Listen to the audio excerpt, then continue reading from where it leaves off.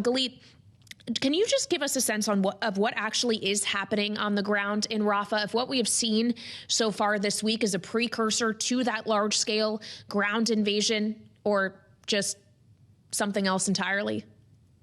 Yeah. Hi. So we don't know the answer to that just yet. But what we do know is that yesterday, as you mentioned, Israel launched an operation that is close to the Gaza crossing. That's the place that connects the Gaza Strip to Egypt. Israel has taken over the Gazan side of this crossing.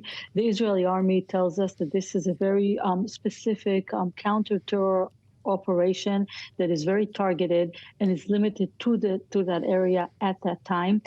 Israel had asked civilians that are in the area, that is about roughly 100,000 civilians, to evacuate from there. It's around eastern Rafah, and they say that they have vastly left the area. So now we see this operation contained there, and we do not know yet whether Israel will widen this operation soon, or whether it will perhaps move toward a ceasefire agreement. That does seem pretty wobbly at this time, and then that means that the Rafah operation will be on hold. Well, let's expound upon that idea that the ceasefire negotiations may be wobbly. Galit, what exactly is the latest there, considering we have gotten so much back and forth within the last week, Hamas agreeing to something Israel said it could not agree to, the terms were not acceptable to the Israeli government. Are we beginning to bridge that gap, or are these parties still just too far away from each other? Well, at this point in time, the parties do seem far away. The director of the CIA, William Burns, is in the region. He was in Israel today. He did meet with Israeli Prime Minister Benjamin Netanyahu to discuss this matter. We know that at this time there are three sticking points that Israel does not agree to with what Hamas has said yes to. It has to do with the number of hostages that will be released, Israeli hostages that will be released by Hamas at the first stage of this deal, and whether they will be dead or alive. It has to do with the nature of the ceasefire, whether this ceasefire is a temporary one and Israel can go back to its military operations in Gaza when it ends, or whether it is a permanent ceasefire that in fact ends the war, which is what Hamas would like to see at this time. And the third issue is an argument over who will have the right to veto names of Palestinian prisoners that will be released from Israeli jails as part of this deal. What we're hearing over the last several hours is that the sides are still very far apart on these points. And we do not see this moving forward very quickly, but talks and negotiations are still going on.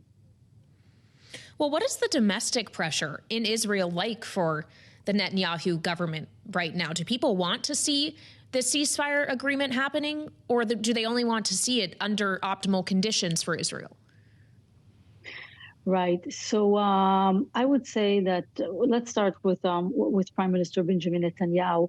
So he is under pressure from two sides, I would say. On the one hand, he has very hard right political allies in his government, in his governing coalition, who are pressuring him to move forward with the Rafah operation, to widen the narrow and limited operation that we're seeing now in Rafah, to make it a lot larger. And they keep pushing for that very, very strongly. On the other hand, some other centrist partners of Netanyahu in the government, as well as the opposition in Israel, are more in favor of taking a ceasefire deal that will be agreed upon by Israel, not agreeing to everything that Hamas wants, but making a big effort to reach a ceasefire deal, to release the Israeli hostages first, and then see what happens with the operation in Gaza. So Netanyahu is pulled in both directions by his hard right allies on the one hand, by centrists and the U.S. and other nations on the other hand. Yeah. And it's a big dilemma for him. The public in Israel, I would say, is divided on what should happen now. So it's a big question, where things will tilt over the next few days. And Galit, finally, in our final minute with you, the U.S., of course, has paused this shipment of bombs to Israel for the time being. What has the reaction been like in Israel to that news? Yeah. So first of all, I would say that it's big news here in Israel. It is playing, at the top of local news editions. As far as the reaction goes, I would say that it has been a mix of concern on the one hand, and disappointed, and maybe even frustration on the other. So Israel is heavily reliant on the U.S., especially when it comes to its aerial operations. I'm not talking just about the combat jets that Israel buys from the U.S., but also the munitions that we're talking about. So this